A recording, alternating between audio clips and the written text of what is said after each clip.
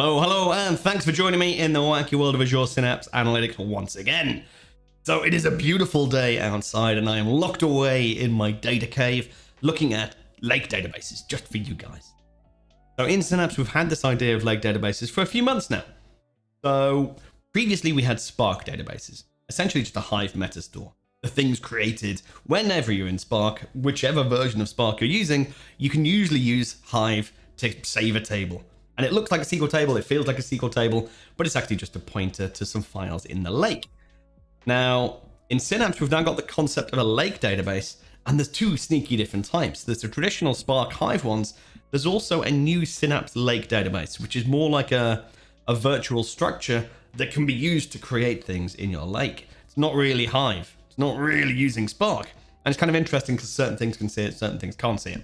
So we'll have a quick look at that. And especially what we want to have a look at is the new map data tool. So it uses mapping data flows, but it's kind of like a shortcut, quick way of saying, I've designed this model, can I just map all this data into that model and get it into the right state? So super interesting, certainly for Citizen ETL, for getting your data models involved in Synapse and building out these ETL workflows without having to be developers. That's the idea. So we'll take a look at that. But before we get into it, I do want to say that this week is Neurodiversity Celebration Week. And all this week in Advancing Analytics, every day, we've been celebrating a different aspect of neurodiversity and actually talking about, well, what does ADHD actually mean and what are the positive sides of it? What about autism and dyslexia and dyspraxia? And the different elements of neurodiversity that are normally seen with an element of stigma, and actually what are the good parts about it? Are there some advantages of that kind of neurodiversity? Why is it good to have a neurodiverse team? So I do want to point everyone to Neurodiversity Celebration Week. Go and have a look at what it's all about. Loads of resources in there, loads of information, loads of things that you can get involved, educate yourself, educate other people, and just have a bit more awareness of the differences that actually make us all good and make better teams. So I'll point you to that. As always, if you are new around here, don't forget to like and subscribe. Let us know down in the comments what you think of the things we're about to go through. So without further ado, this is Neurodiversity Celebration Week. Whole website set up, neurodiversityweek.com. I'll ping a link to that down in the description. Go and have a look and have a dig around. There's loads of good stuff on there. But we are talking about Synapse. So I've got my Synapse Workspace here. This is the Advancing Synapse. I spelt wrong way back at the start when Synapse was still in preview, and I've not bothered to fix it since. Oh, I roll. And if we have a look in data, you can see we've got those two different types of database. The SQL database, which is a mix of dedicated SQL pools and serverless SQL pools. They're both in there. You can see by the icon. The one that looks like a warehouse is the one that used to be SQL Data Warehouse, shockingly enough. And then we've got our serverless databases in there as well. Now on the lake database side, we've just got this giant pile of lake databases. And there's two different types in there. So actually, I've not actually checked the tooltips. Oh, they look the same. Tooltips look the same. But if we right click and we see SQL script, notebook, and refresh. Now that's just a Spark database. Curated is slightly different. I get this open button. That's because that is a Synapse Lake database. It's not a Spark Hive database. And there's nothing else to tell us, well, aside from the fact it's only got tables under there rather than tables and views. That's the only other way you can tell that this is a database I have created manually through Synapse, rather than creating using SQL inside a Spark notebook. So I went in here and I was like, yes, I would like a new lake database. And that's how I created that particular curated database. So because it is that kind of lake database, I can click on open and I can go into this whole database designer. And we've seen this before in previous videos. That's where we have things like the templates. So we can go and import an enterprise data model and get this vast sprawling different schemas that are used out in industry to describe various different, very common aspects of how that particular vertical functions. So I've come in here and I've created some tables. I've gone, I would like a new table, and I'm going to customize, I'm going to create a custom table. So I'm going to type in what that table should look like. I could bring it in from a template, or I could import it from an external table I've created elsewhere in my lake. So I can import things. I can just go create a new table, and then I can go in there, give it some information. I can design all the columns and primary keys and various things inside there. Really importantly, I can still, in here, choose how I want this table to be stored, especially where in the lake should it live. But I've only got the choice of delimited text and Parquet. I cannot use Delta, Can't use Apache Hudi. I can't use any of the more modern Lake standards. I have to use delimited text and Parquet, so it's fairly limited right now. And that's kind of true of a lot of the kind of the Spark implementation we see in Synapse. Sure, serverless SQL can query Delta. Sure, Spark pools can query Delta. But when we save a Delta table into the Spark Hive metastore, that doesn't sync across to serverless. We can't query that from serverless. We need to create a view separately. There's a little bit disjointed Delta support throughout some of the Sparky Synapse bits currently. So that's a limitation. So we'll have our table that we've created, and we have to decide that's Parquet. So in this case, I've got a real simple table. 4 columns, product ID, name, size, and weight. They all happen to come from a single Parquet dataset. This is designed, this is Parquet, in there by default. I've got all my columns in there. I could have descriptions and stuff like that. I've not bothered. But essentially, someone can come in here and design a whole data model. They can design a star schema. They can design an analytics data model that they want to get perfect and go, right, this is what I want to present out to the business or to Power BI or to wherever. They can use this as the database designer to actually get that visual idea of the structure they want to produce. So this is kind of like design first database stuff. So we're saying, I'm going to design the perfect model and then, right, okay, that's perfect. How do I get data into it? Yeah, it's all right drawing out what the structure should be, but I need to now populate it from the existing data that I've got. And that's where this map data button comes in. So this allows us to say, well, that dim product that I've got selected, I want to map data into it by taking some data I've already got in my lake and designing a workflow to pick that data up, massage it into the right shape, and then insert it into dim product. So this whole idea is trying to make that a bit easier. Trying to make it so that people who aren't super nerdy data engineering people who are writing a lot of PySpark, not for those people. It's for the data modelers, the people who are, even their SQL is perhaps not the best. Your citizen ETL. Just to say, you know what, here's a tool to make it really easy for you to use the data model that you've designed and just get data into it. So what kind of data am I pulling from? Is it a lake? Is it a lake database? Again, lake database is only the Synapse style lake databases. It's only the one I'm currently trying to populate that I can use as a source. I kind of have to say I'm coming from the lake. They tell you some data currently living in my lake and point to a linked service of my lake. What kind of data? Again, has to be from a data model. So if I do have some kind of CDM style lake, I can pull from that. Delimited text, CSV, text, etc., or Parquet. Again, no Delta. No other types of source. Can't go from JSON. It's going to ask me for a folder path. So where is my data living? I go and select root, base table, my Parquet table, AdventureWorks, sales, and I've got product. Now product is just, it's the AdventureWorks product, and that's got those 4 columns in there. So I'm just doing a one-to-one mapping. It should be really easy. I can say, yes, take my product table, please. That's for compression. Now I know that is snappy compression. And then says, right, which file do you want? Which is the antithesis of how we work in lakes. It's sad. So many of the Microsoft examples that we've seen expect you to be selecting from a file. And that is just not how we work in the entirety of lakes. When I first saw this and it said, where's the folder path? I was like, great. That is how we think in Spark, in how we think in data lakes. That's my folder. Inside the folders, there's a load of files. And I don't care that my data's spread across 1 file, 10 files, 1,000 files. I mean, I do from a performance point of view, but for this exercise, I don't care. So it's like, yes, just take from both of those files, please. And it's not going to quite work. So it's going to assume that those are 2 entirely different data sources that I want to stitch together. Like, oh, that's not right. I can select that, select multiple files for each source. And again, that doesn't quite fit. That's still expecting me to use one file or the other as the primary. It's like, I just want to select the folder. But anyway, limitation aside, we select a file or more, and then we say, right, what am I going to call this? I'm going to call this my product mapping, and it's going to create a few objects for me. So it's going to create an integration pipeline. It's going to create a data flow. So it is using mapping data flows to do this mapping. So whenever it creates these objects, it's using that data mapping name product. It'll have a folder to put those objects inside. It's a grouping that's going to use to pull all these things together. And it's going into curated because that was the database I was in when I hit that map data button. It also thinks about things. Now this is now creating a little kind of IDE, a little designer area just for the mapping I'm asking for. So what's my primary source table?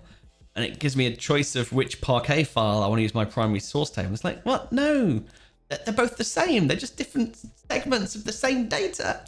But still, it's saying, where do I want to source from? And then it's asking me to do some mappings. So I can go and pull in other data sources. I can stitch together several different tables here. I'm saying create a new mapping. Yep. I say what kind of mapping is. We'll take a look at that in a second. Essentially, on my target side, they're the columns that I had in my destination table. So the table I had designed, I'd written down these 4 columns. So product ID is the first column I want to try and do a mapping to. And then how do I get to product ID? So different ways that I can map from my source. A direct mapping, I'm just going to pick one of the columns that exists in there. A surrogate key, I want you to do an entity for me, an identity. I want you to generate a unique ID on different rows. A lookup, I want you to take a column in my source table and then reference another table, look up a certain value and use that instead. Unpivot, I want you to take some rows, turn them into columns and then use a value from that column. A few different ways we can do that. And these are all, if you're paying attention, transformations that we see in a mapping data flow. Essentially, direct is a select. The other 3 are just straight things that we would expect to be able to do inside mapping data flows, pulling it in as a transformation. And then we've got various aggregations that we'd see inside our expression builder in mapping data flows.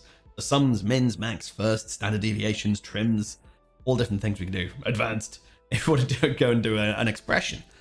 Essentially, we're building a mapping data flow here, but it's an abstraction on top of the abstraction that is mapping data flows. So I want to do a direct mapping. And in here, I'm going to select which of my many columns I want to do. So obviously my Parquet has a weird name because it's written out via Spark. Spark always gives files weird names because it doesn't care about what those files are. It only cares about the contents of that folder. So yeah, UI wise is a bit weird. I have to read that whole thing to go at product ID. So that's my product ID. I've got my name, I've got my product number, I've got all my different columns. So it's mapped all my columns. It's just showing me them all prefixed by that big long file name. So that first column, pretty sure that was product ID. So I'm saying I want to do a direct mapping of product ID from my source file to product ID in the destination.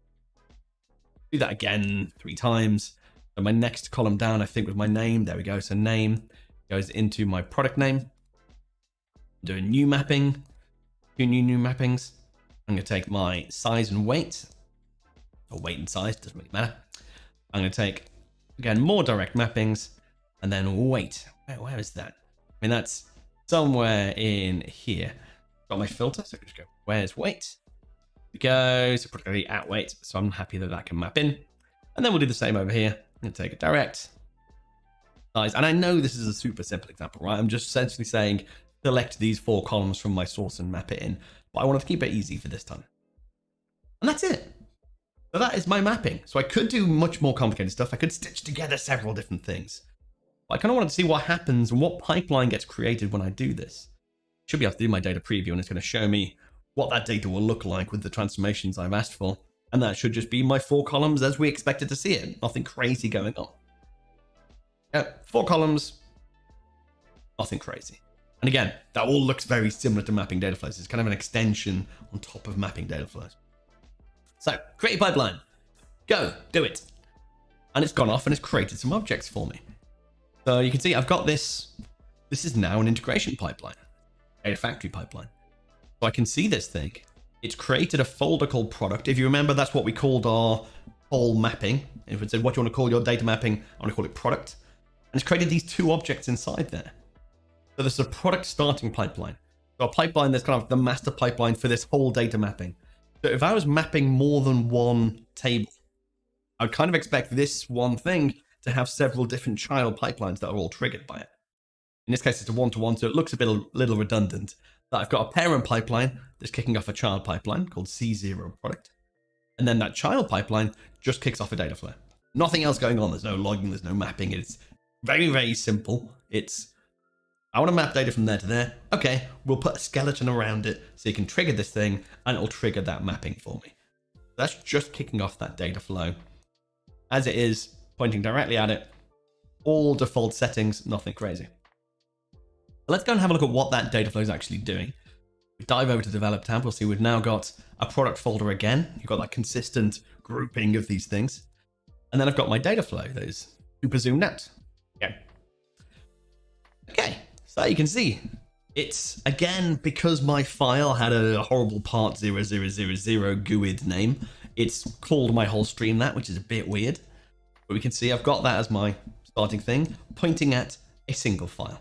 It's saying I'm expecting to pull that file and only that file, and every time I run, I'm going back to that same file. Wrong. It's then doing a select, and you can see in here, it's taking my select, doing that mapping. Essentially, those mappings I've defined of that column go to that column, that column go to that. Really, really straightforward. And then it's pushing it into the sink, and the sink is linking up to a workspace database, which is my Lake database, and it's going into that curated DIM product.